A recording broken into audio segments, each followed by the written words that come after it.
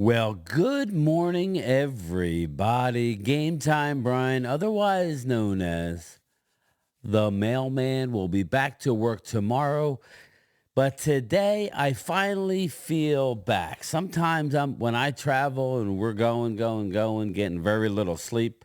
Obviously, coming from the NFL draft, takes me a day or so to get my sea legs back. But I feel good this morning. The coffee is hot. Um, we got some news, people. I want to do a video. I do got to run shortly to drop off the rental car, get my $400 deposit back. That would be nice, right? Um, and start my day. Got some stuff to do around the house, but we got stuff to talk about. First and foremost, like I just said in my video yesterday, had a great time in Detroit. Shout out to the gracious hosts in Detroit. I thought they did a fantastic job. When you're trying to get that many people in an area where you're not used to having that many people, you know what I mean? I It was downtown. It was cool. Well, we were stationed on day two of the draft. It was phenomenal. Day one, we tried to get near the stage. So loud. Everybody and their mother had their cell phones up recording like right around us. The Wi-Fi was it just was not working. So, but day two was great, and we had people coming up to us throughout the streams. Usually you guys couldn't see it. We would stop and we would talk to them. A lot of cool people, mostly cool. There was a couple of people that it was getting close. I don't know. I just can't escape it, people. I go to Detroit and I'm harassed by Eagle fans, minding my own business. Not really minding my own business, but we're broadcasting. And for Joey Shakes, you obviously didn't watch the broadcast. I called it down the middle. I said the Eagles had a good draft. So as Philly 500 told me, maybe get them ears cleaned out, man. Come on now. I gave you credit. Don't lump me in that same pile that you guys seem to want to lump all Cowboys fans. But hey, you do you, bro. But I gave the Eagles a great. I'm not into grades. Anybody that puts a grade on a draft the day after, you're a chump because you don't know as well as we know. If you want to put grades on stuff, let's put grades. Dallas got 3 top 38 players per Dane Brugler. Okay. Do I think that's great? Of course I do. Am I going to get all chesty about it and say, we killed the draft? I don't know what these guys are going to do, and neither do you. Neither does anybody. Now it's up to coaching and the player having a desire. I bring this, this quote here from Kobe, local kid, the Kobe Bryant. Rest in peace, Kobe. He said he hated some of his teammates because he was the first one there and the last one to leave the locker room. He would see stars. He wouldn't name names, but Kobe went up to that player and go, "What are you doing, bro? You ain't helping the team. You ain't letting it all hang out." He would see stars come in 5 minutes before practice and leave right after practice. Kobe was in early, stayed late. The greats, that's what they do. We don't know what is going to happen with any of these draft picks, okay? We don't. We can only hope that they got the drive, the dedication, the work ethic to be that guy. And sometimes, even if you have all that, you suffer injuries and you can never reach your full potential. So for anybody to say, well, we killed it, all you have to do is you expect your team to do the best possible thing. I know everybody wanted a running back. Everybody wanted a receiver. I told you guys they probably wouldn't draft a corner unless somebody felt to them that they really had higher on their board. They probably wouldn't draft a wide receiver. Free agency is different, okay? And we'll touch on that. I said the day of the draft, please don't take a running back round 2. Again, we'll get into that. But basically, don't take a running back round 2. We have too many other needs. Running backs are a dime a dozen. Eagles started this trend, okay? Shout out to the Eagles. They started this trend where they never wanted to give anybody, let alone a running back, a contract if you were 30 years of age or older. That the Eagles were on top of that. Now, I'm not saying you don't give somebody a contract, but you don't put a lot of money. Eagles also basically, along with New England Patriots, were at the precipice of not paying running backs a lot of money. You see all the Super Bowl champions out there. Name me the last Super Bowl champion that had the highest paid running back in the backfield. It doesn't happen. It's about percentage of cap and where you allot those funds. Can it happen? Sure, it can happen, I guess. Has it happened? No, it has not happened. So again, different philosophies, each team is at a different place.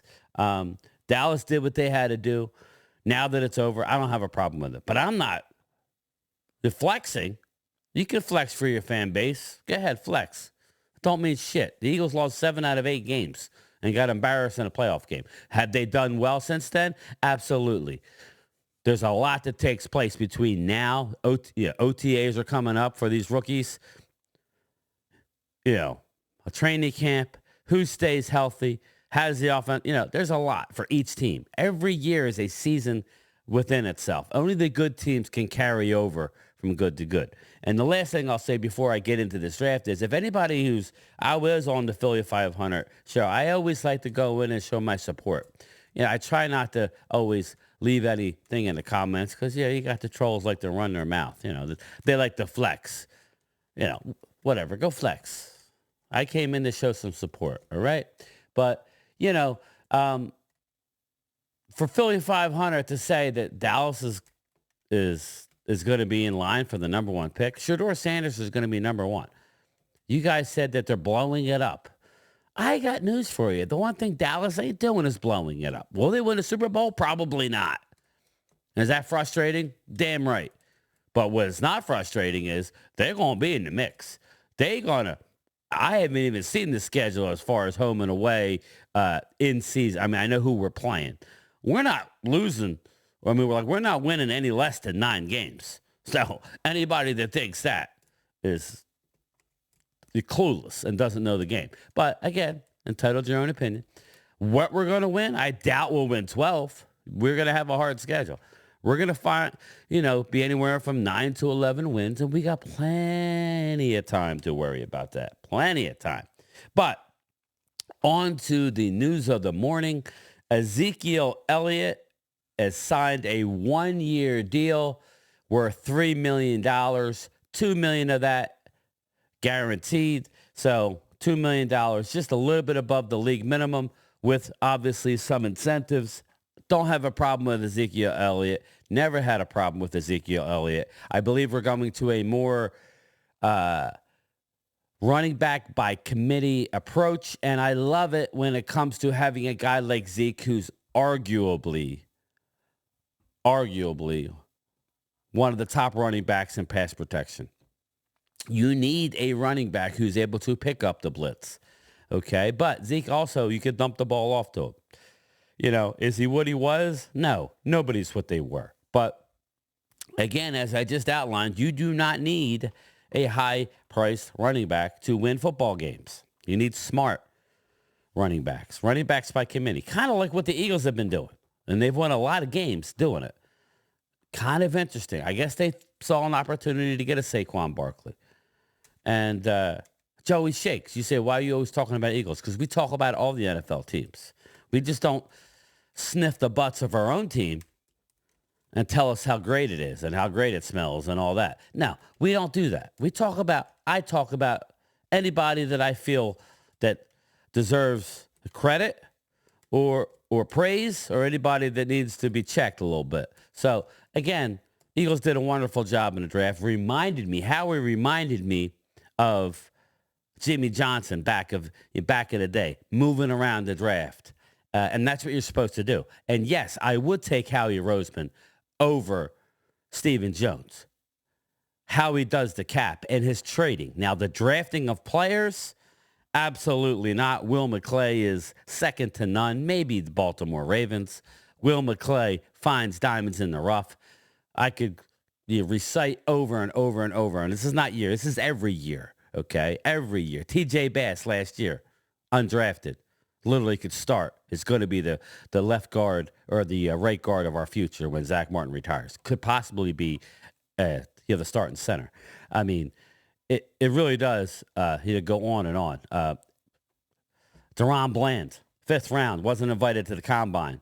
Okay. He leads the league in interceptions since he's been in the league the last 2 years. All right. We're talking last 2 years. Okay. So give me Will McClay all day in drafting players. And anybody that wants to complain about a first-round pick, I told you I did not want Tyler Guyton at 24. I did not. Did not want any part of it. Why? Because we needed to get a 4th-round pick back. Or I said it a few days prior to the draft. Go check the tape. Or if you trade down, you possibly could get a 3rd-round pick. So if you have 2 3s, well, that's better than getting a 3 and a 4, correct? Yes. Now, the reason why they didn't trade up to get a running back in the 4th round is because next year, they have, as we're sitting right now, with including the comp picks, 11 draft picks. You're not going to use them all, but you're going to have 1 through 6. You did trade away your 7th round pick, and you have 4 comp picks. You have a 4 and 3 5s over and above your own 4 and 5. So 11 picks, people, next year. We have a lot of ammo. We will, if we want to get a high-end running back, we have plenty of ammo to get that guy next year if we so choose. But we're talking about this year, all right? Vegas has Dallas at 10.5 wins. Not game time, Brian. So Vegas knows a little something. They set these numbers to where it comes pretty close. I don't know that I'm going over that. Maybe I'll go under, but it ain't going to be a lot under. Again, everybody, at least for this year, you're talking about the demise of the Cowboys. You get a clue. Now, next year, as of right now, we have over $100 million in cap space. So, again, the whole demise BS, if we do choose to re-sign Dak, and I don't care what side of the fence you fall on that, good. Pick him up. I mean, I don't, whatever they deem fit. I'm not running the team. So I'm not going to get too bent out of shape on I'll tell you guys if I agree or don't agree. But again, I don't have control. So life's too short to be sit there bitch and moan about every damn thing. We're going to make sure that people are set straight. So keep running your mouth and we'll keep, shooting out the facts. Moving on. All right, we got Ezekiel Elliott. We said that 1 year, $3 million, $2 million guaranteed. Welcome back, Zeke. That spells the end of Stephon Gilmore with the corners that we were able to pick up. We did pick up the one corner from Wake Forest, which I thought was they had him higher on their board. That's the one thing you can say about Dallas. You can't argue. Dallas Cowboys stuck to their board, okay? They stuck to their board. They took players that they have. It's hard to, let me see here. That's not it. It's easy to sit back and criticize, well, they didn't get this or what. They did what they did. I wasn't a fan of Tyler Guyton at 24, but the fact that we traded down 5 picks, still got Tyler Guyton, and turned that into Cooper Beebe, who Brian Baldinger has as his number 1 guard in the draft. I don't care what any fan base thinks. You don't know what you're talking about. Just like I'll tell you, you did good with your corners. Eagles fans took Kenyon Mitchell. I had him number 1.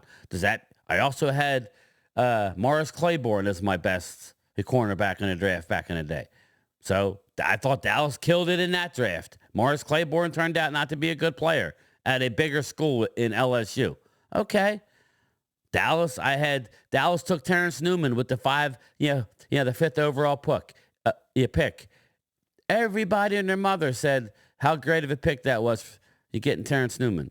He played a long NFL career, so it was not he played 15 years. How can you say it was a bad pick? He never got to the levels with Dallas, so we'll see. Eagles got Cooper DeJean in round 2. Hell, that was unbelievable value at that spot. You had to take him. Joe Blow on the street would have taken him. I would have taken him. Why? Because James Bradberry, and I said Bradberry, stinks. It probably won't make the team. Big play Slay, he's on his way out too. Whether they get rid of him this year or not, I doubt it.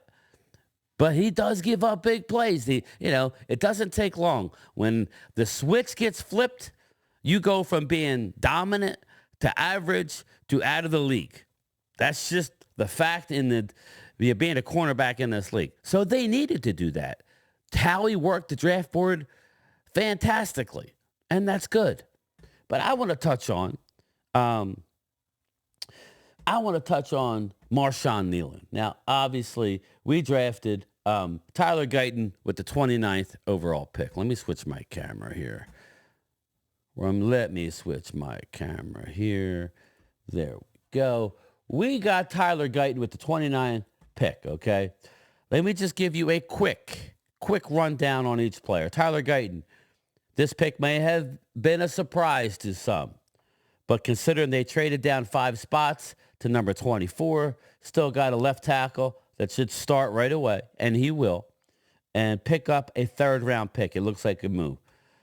Guyton was impressive in his press conference on Friday, and seems like he's ready to work and prove. Now, he already said he's going to be all over Zach Martin. He already knows Tyler Smith really well. It's going to be fun, people. Is he going to be a Pro Bowler this year? Probably not. Okay. Is he going to be more available than Tyron Smith? Probably so. Again, we're just starting the process. I'm not here to say he's the best left tackle in the league. Not by a long shot. But to get him and Cooper Beebe, hell yeah. Sign me up. Marshawn Kneeland, 56 overall. I want to get into this guy. I'm going to read this off, and then I'm going to show you just a brief highlight of this man. Some highlights, just to give you an idea. Marshawn Kneeland. Let me see something.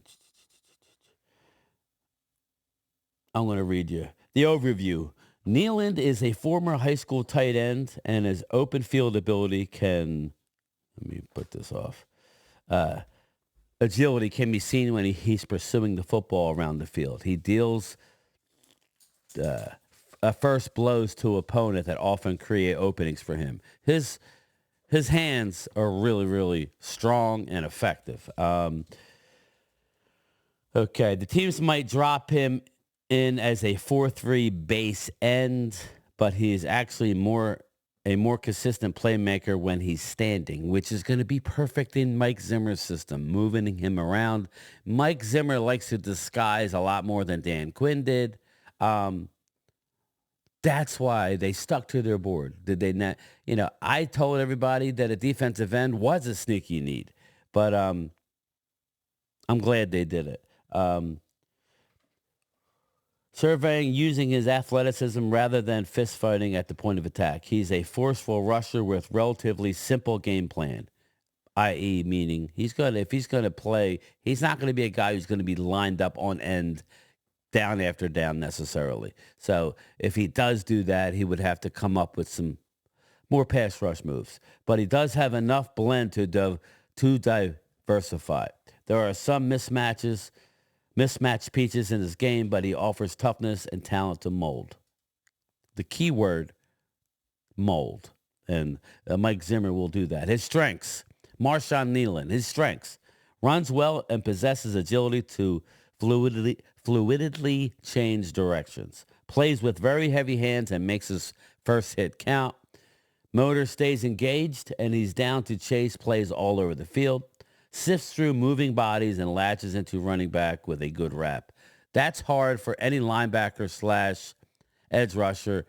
A lot of them get caught up in the muck or trash, as they like to say, which is the offensive lineman coming downfield or any blockers, tight ends. My man can deal with that.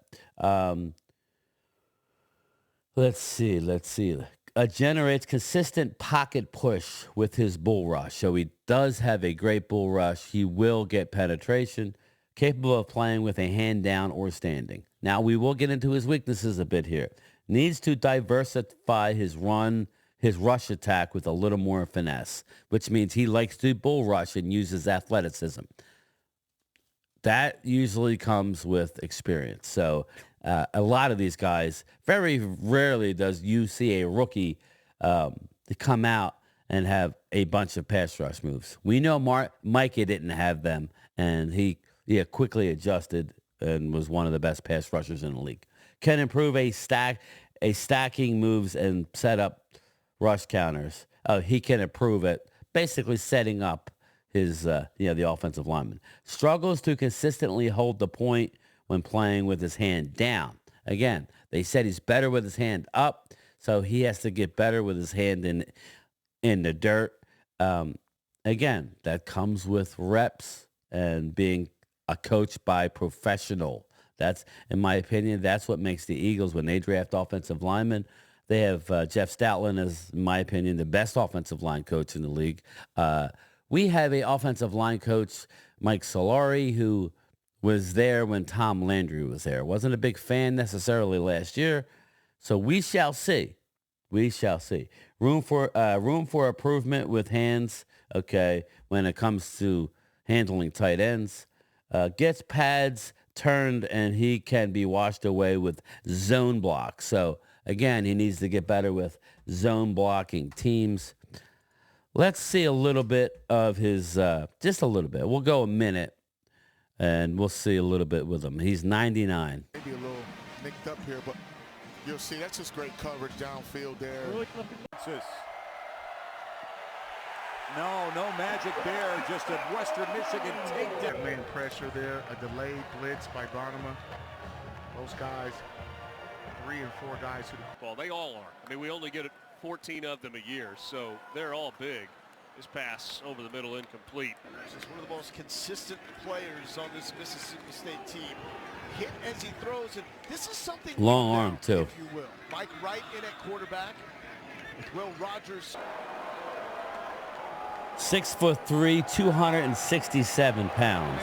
His arms are 34.5-inch arms, 9 1/8-inch hands. Pass is deflected and it's loose. Western Michigan. So there we go. Just a little bit from the guy. Go back to my regular camera. Just a little bit of the player, Marshawn Kneeland. You would have said, wow, we could have went here, we could have went there. They went with the 32nd rated player per Dane Brugler. So we got 3. I just wanted to focus on Marshawn Kneeland today. I will be doing videos. I'll do another video later addressing some other players. But Marshawn Kneeland, people were surprised that we took it. I wasn't as surprised. I was bringing up his name, saying, like, what are some of the guys? Just by when you hold up your top 100 players and he's sitting there at the top, it's blinking. It's blinking at the war room, and that's the one thing I liked about this draft. We seemed to take players that were rated high on their board, not necessarily reach for this or that. But Marshawn Kneeland has a bright upside. I think him, and like I said, we're going to keep this video short. His ceiling is through the roof. So I'm excited for the player. I do got to go get my act together, return this rental car. I'll be back in my mama's basement later today. We will bring you more videos later. All right. I will talk to everybody later, and Game Time Brian is out of here. Peace.